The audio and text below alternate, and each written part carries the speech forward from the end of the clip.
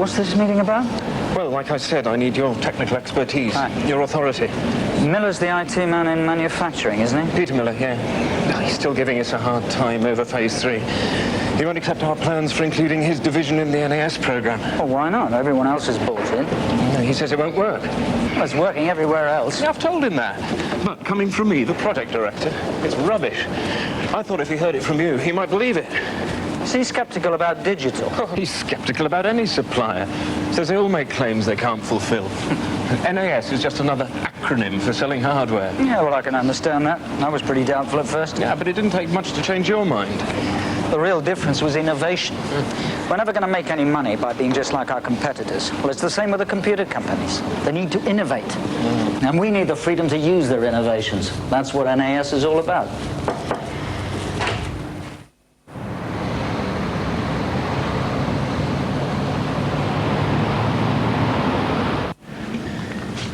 I know. I've heard about it working. I've seen articles and videos, but honestly, I really can't believe it. All you've told me so far is that in phases 1 and 2, you connected PCs and Apple Macs to the existing environment. Well, I don't see what's so special about that. Well, yes, you're right. Most companies can offer PC and Apple Mac integration. But what we're trying to figure out is how we can get the whole company to work together. Most of our divisions have completely different IT strategies.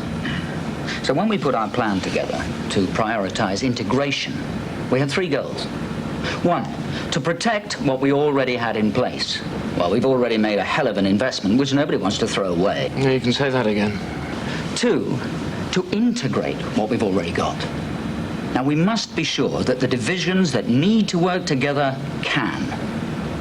There are companies that can do those things, but they can't do the third, and I think most important thing.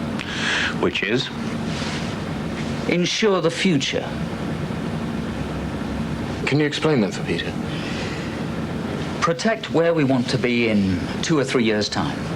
We don't want to limit our choices by being locked into any one supplier. But because NAS is built on industry-standard interfaces that conform to a set of rules, we can take advantage of the best and latest technologies as and when they come along.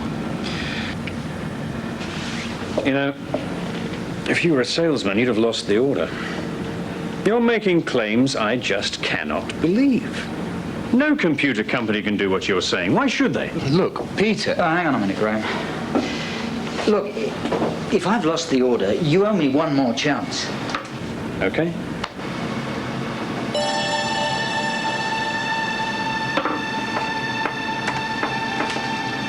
Imagine you're inside that workstation. You've lost your mind as well. No, really. Imagine you're inside our system. Imagine you could take a journey inside NAS.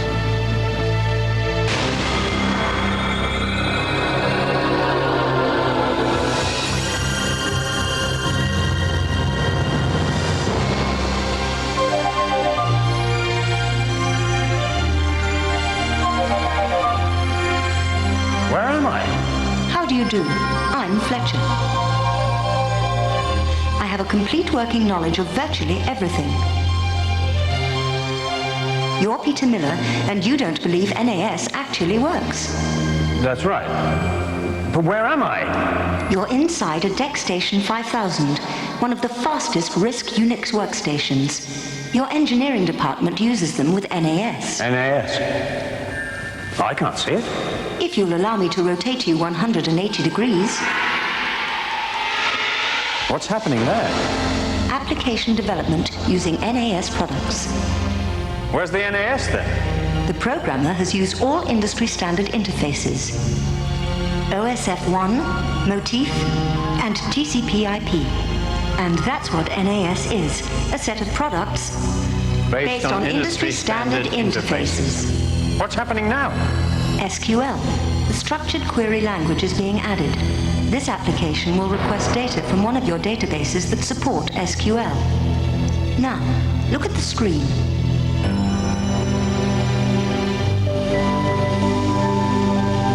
That's some screen. Someone just started up an application. Those are data requests.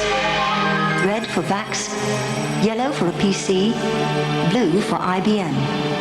They are updating an engineering manual for your customers. This is unbelievable. Please accelerate.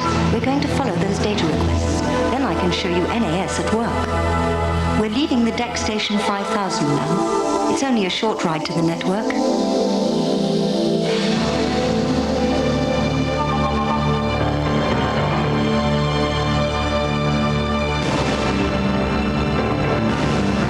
And this is Ethernet, the backbone of the corporate network. What are all these? Data from different sources all over the company, but packaged the same way.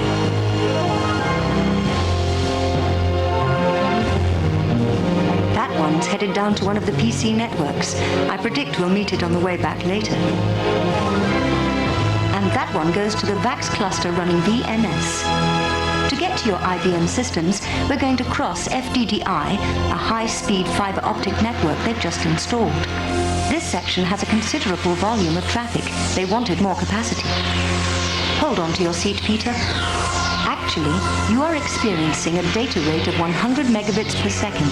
That increase in network speed copes with the heaviest traffic. We're back in the Ethernet now, close to the IBM system. That's the token ring connection up ahead. A key element of NAS, Peter, is the OSI model. It allows you to use whatever physical connections or networking style you like. Ethernet, FDDI, or token ring.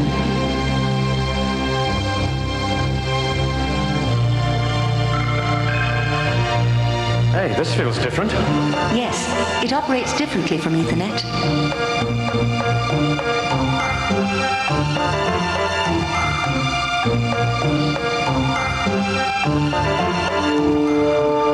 Is it far to the IBM? No, we'll get there eventually. Here we are, your IBM system.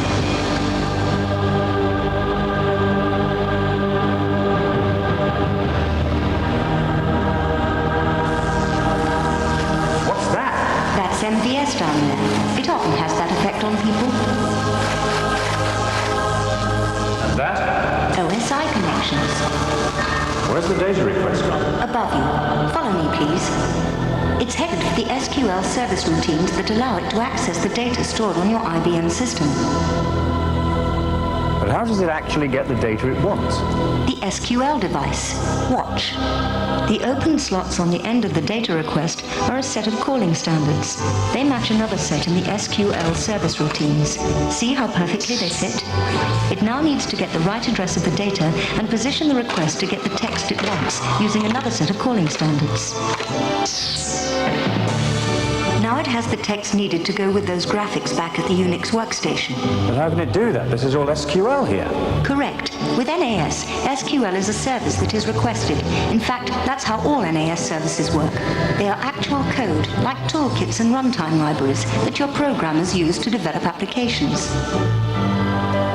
We need to return with that data request now, Peter.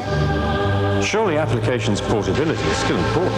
Yes, but rewriting everything to make it portable could mean spending, as you would say, a fortune. In most cases, enabling applications to use each other's data is just as important as portability. Well, theory makes sense. No, Peter, this is not theory. This is reality.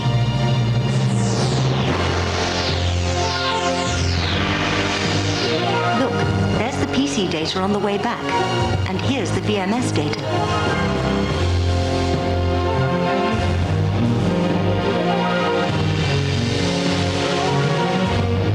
Here we are, back where we started. Please pay careful attention. Observe the VMS data heading into the application. That's fantastic. Impressive. Look, there goes the PC data.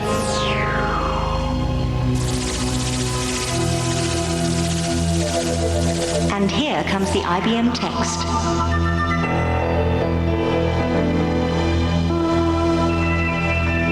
That's incredible. That is compound document architecture. It's unique to NAS. It supports multiple data formats. It allows one to take data from different sources and merge them in one document.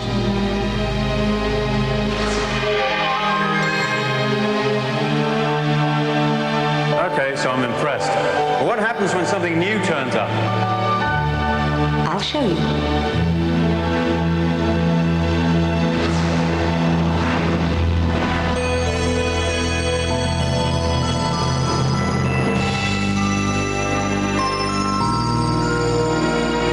That is the future. None of us knows what's out there. NAS is not a static technology, Peter. It will continue to evolve, integrating existing standards, incorporating de facto standards, and where standards don't exist, digital will lead their development, just as with Ethernet, X-Windows, and POSIX. That means when we find the future, or it finds us, we can handle it. It's simply a set of products built around industry-standard interfaces. It gives us enormous flexibility to make your different applications and systems work together. Peter? Sorry. Yes, you were saying? Well, basically, we can take many of the elements of NAS and work them into your system now. The Unix workstation, the VAXs, the IBM systems. Would it help with the production manuals we've been working on? Sure. That's a perfect example. Why don't you have a think about what Gordon said? And then if you need any more answers... No. I think I've got all the answers I need now.